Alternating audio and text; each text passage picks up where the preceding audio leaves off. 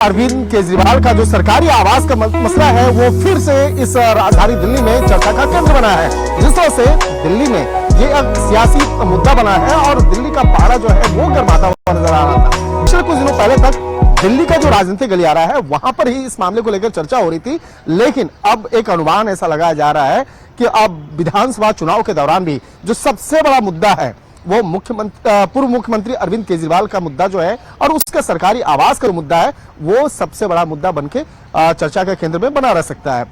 अगर मामले की अगर बात करें तो जिस तरह से पिछले कुछ दिनों पहले देश के प्रधानमंत्री नरेंद्र मोदी ने भी इस मामले को चर्चा किया और कहा गया कि जिस तरह से एक आदमी जो अपने आप को आम आदमी कहता था, लेकिन जिस तरह से वो एक कैसे खास बना और जिस तरह से अब बीजेपी के द्वारा भी अब इस मामले को लेकर चर्चा शुरू हुई है, जिस तरह से बीजेपी के कई नेता अब इस मामले में सवाल उठा रहे हैं कि यही क्या वही मुख्यमंत्री अरविंद केजरीवाल बने जो पिछले कुछ समय पहले वो कहते थे, जो 9 साल पहले कहते थे कि वो एक बेहद आम आदमी है, ना वो सरकारी बंगला लेंगे, ना आलिशान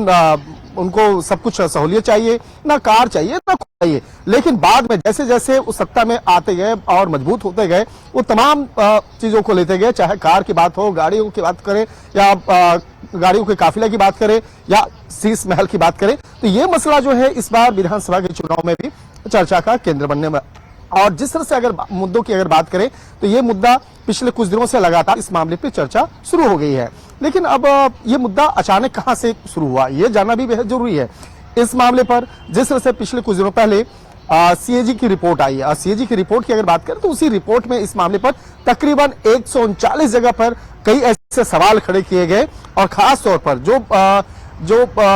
पूर्व मुख्यमंत्री अरविंद केजरीवाल के सरकारी आवास को लेकर जिस तरह से वहां पर सवाल खड़े किए गए, तो किस तरह से बना, किस तरह से उसमें रेनोवेशन के नाम पर जो 1 करोड़ रुपए का एक कहा जा सकता है फजूल खर्ची की गई है, तो इस मामले पर जिस तरह से सीएजी की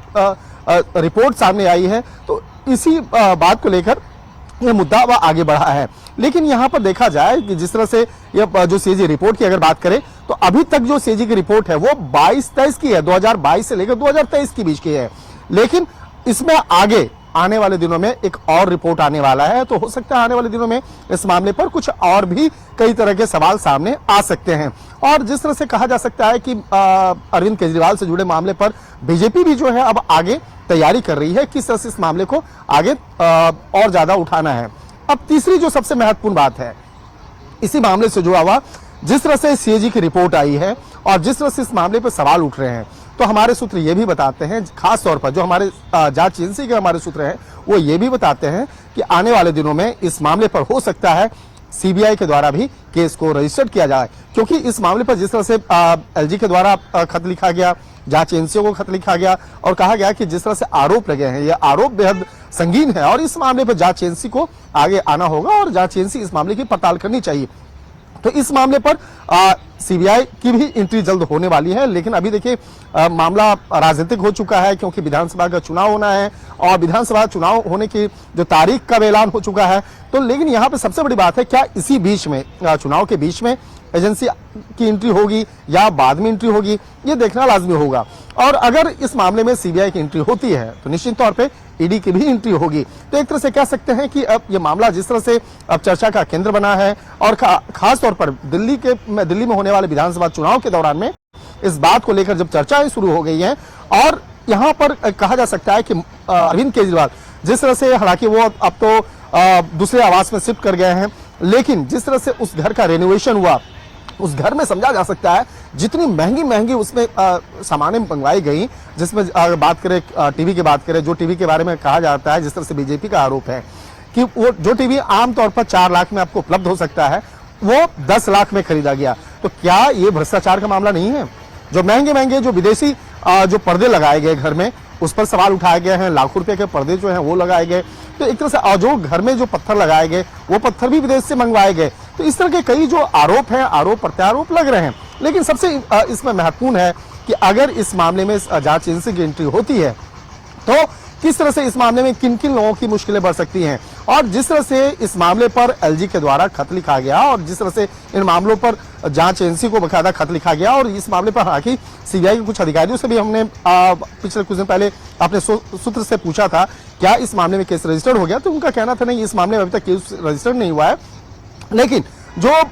पी जो है, पी का मतलब होता है प्राथमिक जांच का जो मामला है वो चल रहा है। तो इस मामले में कहा जा सकता है कि कभी भी इस मामले में सीबीआई की एंट्री हो सकती है। और दूसरी तरफ देखा जाए कि जिस तरह से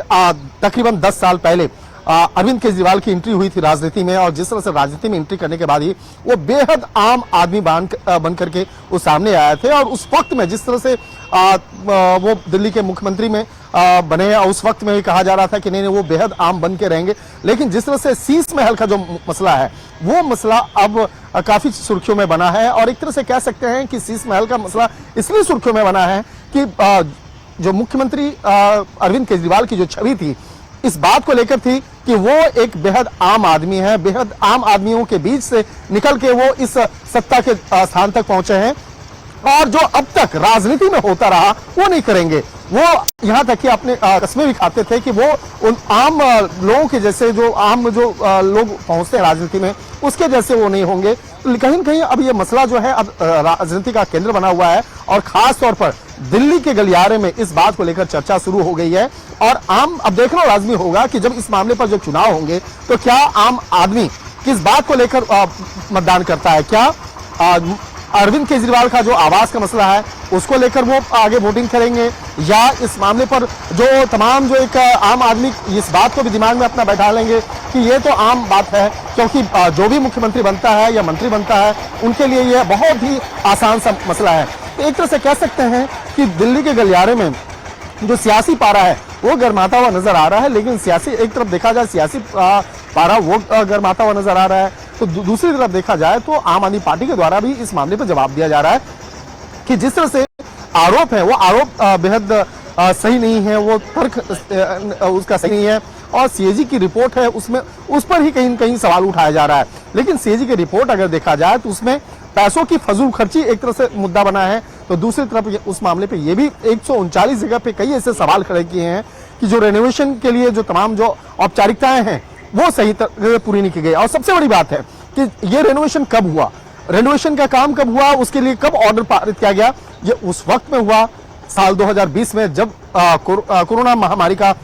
जो एक असर जो है पूरे विश्व में देखा जा रहा था, और खास तौर पर राजधानी दिल्ली में उसका अच्छा खासा असर देखा जा रहा था। उस वक्त में उस आवास में उस महल को बनाया गया, रेनोवेशन का काम किया गया, तो ये भी एक मसला है। और सबसे बड़ी बात है कि उस वक्त देखा जाए कि जो मजदूर ज्यादा मिलते नहीं थे, लेकिन उन मजदूरों को ज्यादा पैसा दिया गया, जो काम करने वाले लोग थे उन्हें ज्यादा पैसा दिया गया और कहा गया कि आप यहाँ पे काम करें और आपको ज्यादा पैसे दिए जाएंगे। तो कहीं न कहीं यही एक वजह रही होगी कि जो तकरीबन 3 गुना जो उसकी लागत हुई, और 3 गुने लागत की वजह से उस महल जो एक साधारण सा बंगला था वो आलिशान शीश महल में कन्वर्ट हुआ, तब्दील हुआ। और कहीं न कहीं इस बात को लेकर एक आम लोग भी अब सवाल उठा रहे हैं कि वो पैसा आम लोगों का था, आम लोग का पैसा किस तरह से एक शीश महल बनाने के लिए प्रयोग किया गया, तो इस बात को लेकर सवाल उठाए जा रहे हैं। देखा जाए तो पिछले कुछ दिनों से जिस बात को लेकर सबसे ज्यादा चर्चा है तो इसी शीश महल को लेकर है। और जिस तरह से कुछ दिनों पहले ही प्रधानमंत्री नरेंद्र मोदी ने भी इस मामले पर सवाल उठाया कि भाई आम आदमी पार्टी जो एक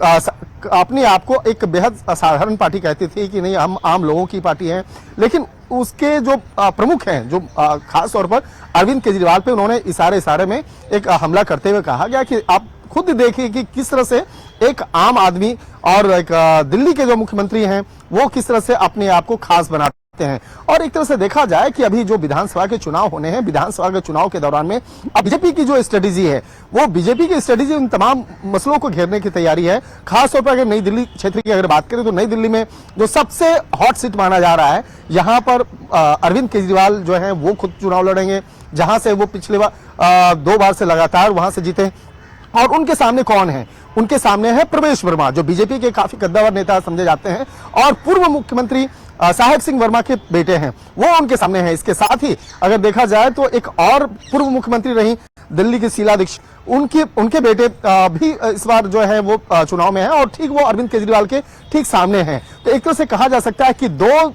जो पूर्व मुख्यमंत्री हैं जो दिल्ली के रह चुके हैं, उनके बेटे इस बार अरविंद केजरीवाल को टक्कर दे रहे हैं। और इसकी वजह क्या रही है? इसकी वजह एक ही रही है, भ्रष्टाचार। और जिस तरह से भ्रष्टाचार का आरोप अरविंद केजरीवाल पे लगा, और उसी को घेरने की तैयारी के लिए इन तमाम एक कहा जा सकता है कि अभी से तैयारियां शुरू हो गई है। तो एक तरफ देखा जाए शीश महल के साथ साथ जो जिस तरह से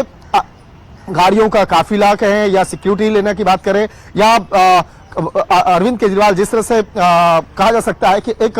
आम आदमी से खास बन गए और खास से भी बेहद खास बन गए, तो इन तमाम मसलों को लेकर इस बार विधानसभा चुनाव में अरविंद केजरीवाल को घेरने की तैयारी की जा रही है। और सबसे बड़ा बात है कि इस बार चुनाव में आम लोग, जो एक कहा जा सकता है कि आम लोग के दिमाग में क्या चल रहा है किसी को पता नहीं होता है। और खास तौर पर अगर दिल्ली की अगर बात करें तो दिल्ली की सियासत से बीजेपी पिछले कई सालों से बाहर रही है, लेकिन इस बार बीजेपी भी ताल ठोक रही है और बीजेपी एक बेहद मजबूती से इस बार ताल ठोकते हुए वो अरविंद केजरीवाल को इस बार टक्कर दे रही है। और लिस्ट में लेकिन अरविंद केजरीवाल के आसपास ही पूरी रणनीति तैयार हुई है। अरविंद केजरीवाल के आसपास की अगर बात करें तो वो हर एक जो उनके वायदे होते थे उसके खिलाफ किस तरह से बीजेपी अब तैयार कर रही है। और इसी तमाम मसलों में जो सबसे महत्वपूर्ण मसला है बीजेपी का आलीशान शीश महल, और इसके साथ साथ उनका जो एक रहने का ढंग, उनके घर में जिस तरह से विदेशी मार्बल्स लगाए गए और महंगे महंगे टीवी लगाए गए, पर्दे लगाए गए, और उसकी जहां पे औपचारिकता नहीं थी, यानी कि इस मामले को लेकर जिस तरह से एक फजूल खर्ची की बात जो अब जिस तरह से बताया गया, तो इन तमाम मसलों को लेकर अब जिस तरह से एक राजधानी दिल्ली का पारा गर्माता हुआ नजर आ रहा है, तो निश्चित तौर पर कह सकते हैं कि आने वाले दिनों में इस बात को लेकर अब चर्चाएं बहुत ज्यादा शुरू हो सकती हैं कि आखिर मुख्यमंत्री रहे, दिल्ली के मुख्यमंत्री रहे अरविंद केजरीवाल पे जो आरोप लग रहे हैं वो आरोप कितना सही है, कितना जायज है, और क्या इसका असर आम लोगों पे पड़ेगा, क्या इसका असर दिल्ली के विधानसभा चुनाव पे पड़ेगा, क्या इस मामले पर बीजेपी इस बार जो जिस तरह से ताल ठोक रही है चुनाव के दौरान में, क्या वो आगे फ्रंट में आ पाएगी या नहीं आ पाएगी। तो निश्चित तौर पे ये मसला जो है सबसे महत्वपूर्ण बना हुआ है।